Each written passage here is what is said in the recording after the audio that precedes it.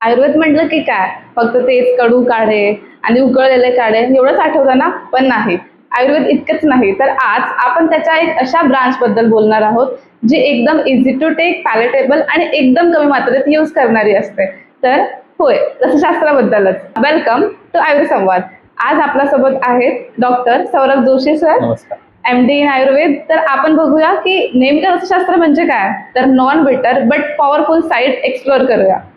तर सर, नेमकं रसशास्त्र म्हणजे काय म्हणता येईल? रसशास्त्र म्हणजे असं शास्त्र ज्यात की देहवाद आणि लोहवाद असे ओके. दोन. देहवाद म्हणजे टू क्युअर बॉडी फिजिओलॉजी आणि लोहवाद म्हणजे जे आयुर्वेदात सांगितलेले हे आहेत, रसशास्त्रात सांगितलेले ड्रग्स आहेत, त्याला आपण अशा पद्धतीने आपल्या डिझायरेबल फॉर्ममध्ये कन्वर्ट करतो जे की आपल्या शरीरासाठी उपयोगी पडते. तर असा ओके. दोन्ही यांचा समावेश रसशास्त्रात होतो. सर, मग तुम्ही एक टर्म यूज केला यात, देहवाद. तर देहवाद जसं आपण म्हणू शकतो की रोग निवारणासाठी पण आपण रसशास्त्र यूज करतो. येस. तर मग आयुर्वेद आणि रसशास्त्र हे दोन वेगळे शास्त्र म्हणता येईल की त्याचा काही संबंध येतो एकत्र? ॲक्च्युली दोन्ही शास्त्र एकमेकांना पूरक आहेत. जसं की सेकंड वर्ल्ड वॉर नंतर एक्सरेज झालं, सोनार झालं, हे मेडिकल फील्डमध्ये यूज व्हायला लागले. तसंच काळाच्या ओघात म्हणजे आधी आयुर्वेद आणि रसशास्त्र हे मर्ज झाले. रसशास्त्राचे आधी अनेक उपाय होते, जसं की अमालगेशन करणं किंवा बाकी धातू वगैरे बनवणं असे. पण त्याच्यानंतर काळाच्या ओघात रसशास्त्र हे स्पेसिफिकली आयुर्वेदासाठीच वापरण्यात आलं. आणि आताच्या काळात आयुर्वेद आणि रसशास्त्र म्हणजे आयुर्वेदाचा रसशास्त्र हा अविभाज्य भाग आहे.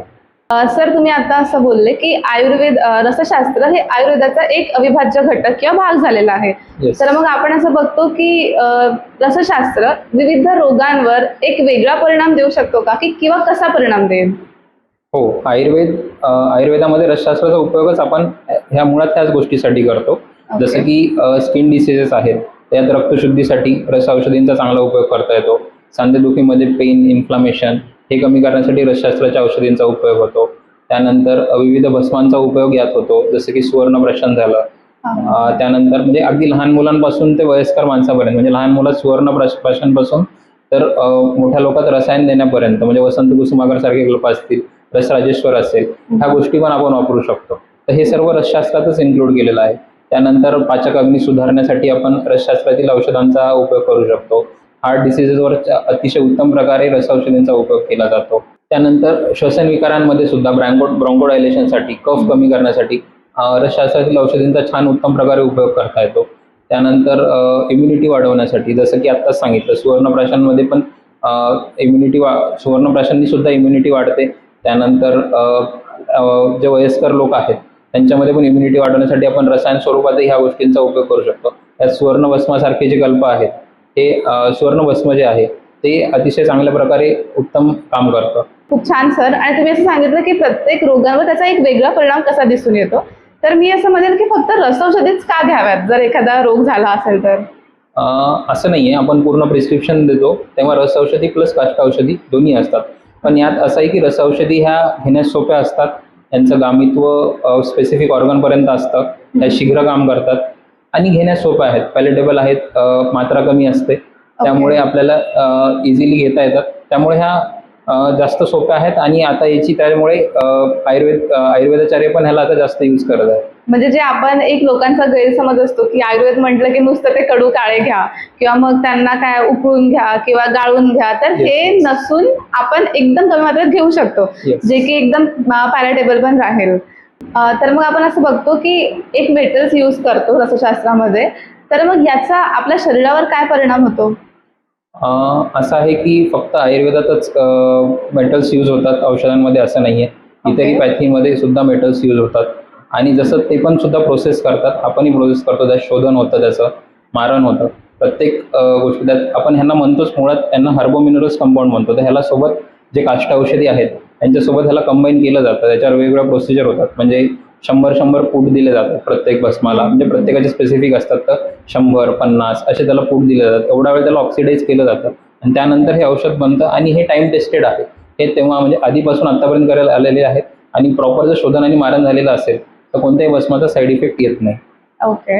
सर, जर तुम्ही म्हटलं आता की वेगवेगळ्या पॅथीमध्ये पण याचा यूज केला जातो मेटल्सचा, तर आपण असं बघू शकतो का किंवा असं म्हणू शकतो का की आयुर्वेदामध्ये किंवा रसशास्त्रामध्ये आणि मॉडर्न मेडिसिन किंवा मॉडर्न साईडने इफेक्ट बघितला तर तो सेम राहील की कसा डिफरन्स राहील? नाही, कसं आहे, दोन्ही आपल्या आपल्या जागी आहेत.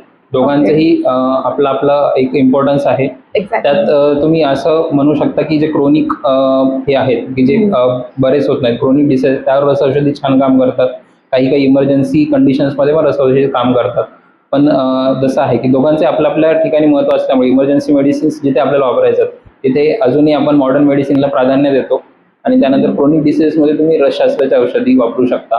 काही काही ॲक्यूट कंडिशनमध्ये पण रसौषधी वापरता येतात, पण त्यात तुमचा तेवढा अनुभव आणि तुमचा तेवढा अभ्यास असला पाहिजे. एक्झॅक्टली. येस. आणि त्यानंतर दोन्ही आपल्या आपल्या ठिकाणी सारखे आहेत, त्याच्यामुळे तुलना करण्यात काही अर्थ नाहीये. कोणत्या वेळी कोणतं औषध दिलं पाहिजे हे समजणं महत्त्वाचं आहे. तेवढा तो चतुरपणा असला पाहिजे की तुम्हाला काय यूज करायचंय.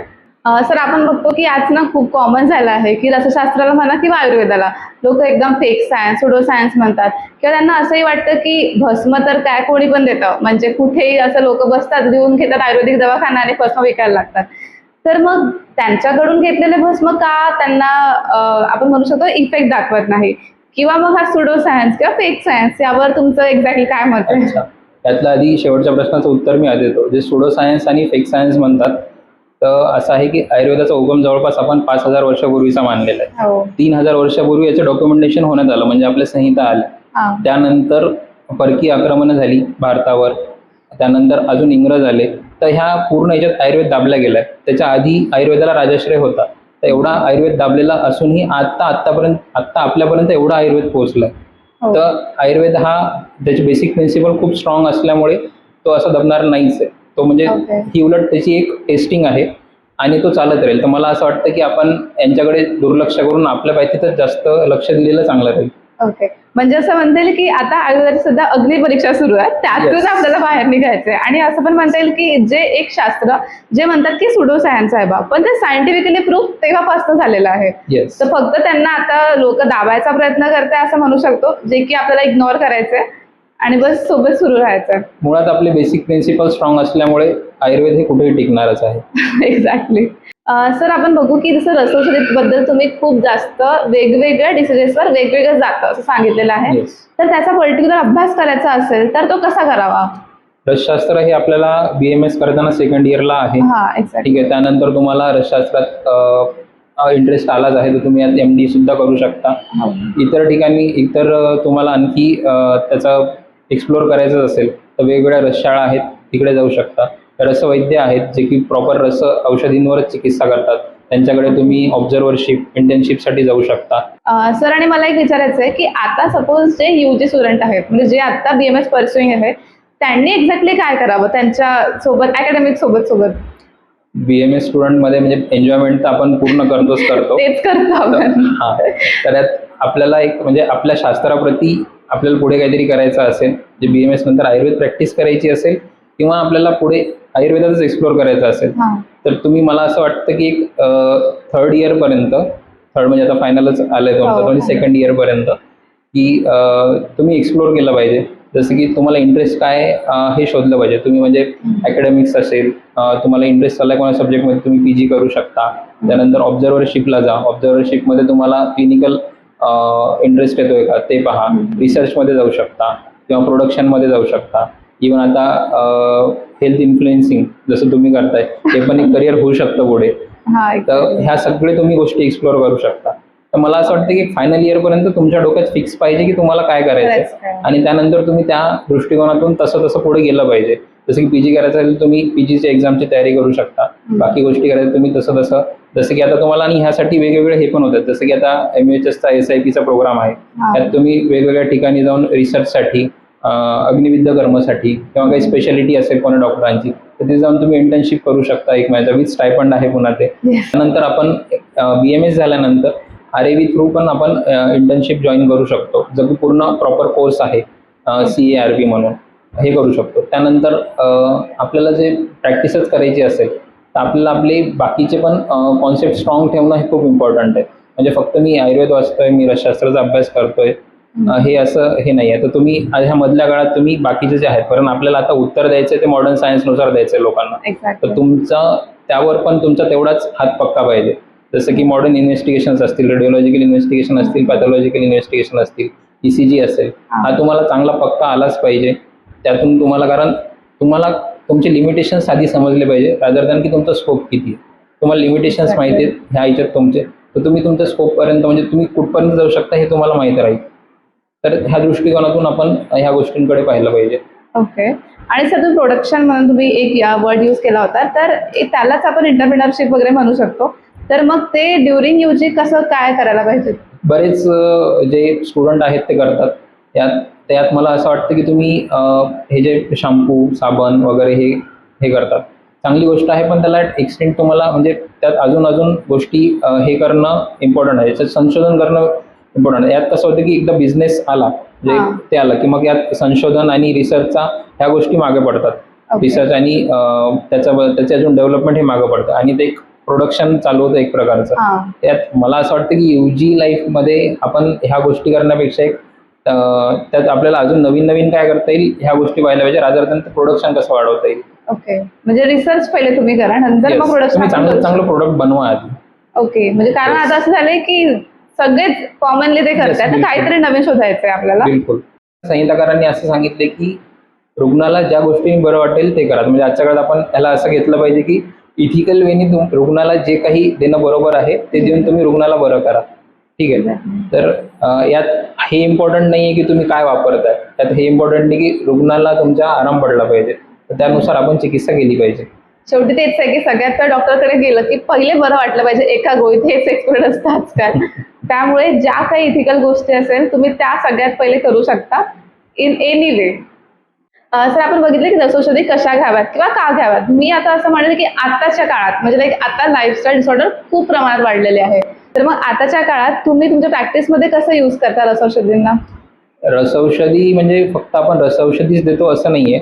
सोबत आपण त्याला एक म्हणजे एक प्रॉपर प्रिस्क्रिप्शन तयार होतं, ज्यात की कष्टौषधी आणि रसौषधी असतात. मोस्टली आज रसौषधीचं काम आहे ते, त्यामुळे क्युअर जे आहे डिसीज क्युअर फास्ट होतो. त्यात आपल्याला असं पाहता येईल की जसं की स्किन डिसीजेस झाले किंवा लाईफस्टाईल डिसऑर्डर झाले, त्यावर विजिबल आणि खूप फास्ट रिझल्ट दिसतात रसौषधींनी आपल्याला. त्यानंतर असंही पाहण्यात आलेलं आहे की जे क्रोनिक हे आहेत की म्हणजे डायबिटीजचे पेशंट आहेत, खूप साऱ्या मेटफॉर्मिन घेऊन झालं काही झालं तरी पण जे डायबेटिक रेटिनोपॅथी होते, न्यूरोपॅथी होते, यावर म्हणजे एका कालांतराने असं होतं की बॉडी त्या मेडिसिन्सला रिएक्ट करणं बंद करते. तर अशा ठिकाणी जे रसौषधी आहेत ते खूप उत्तम प्रकारे काम करतात. त्यानंतर IBS सारखं हे असेल, त्यात पर्पटी कल्पना अतिशय उत्तम प्रकारे काम करते. अशा वेगवेगळ्या यात आपल्याला हे होतं, जसं की इन्फेक्टिव्ह हे असतील, वुंड्स असतील किंवा इन्फेक्शन्स असतील, यात आपल्याला आपल्याला भस्मांचा चांगल्या प्रकारे उपयोग करता येतो.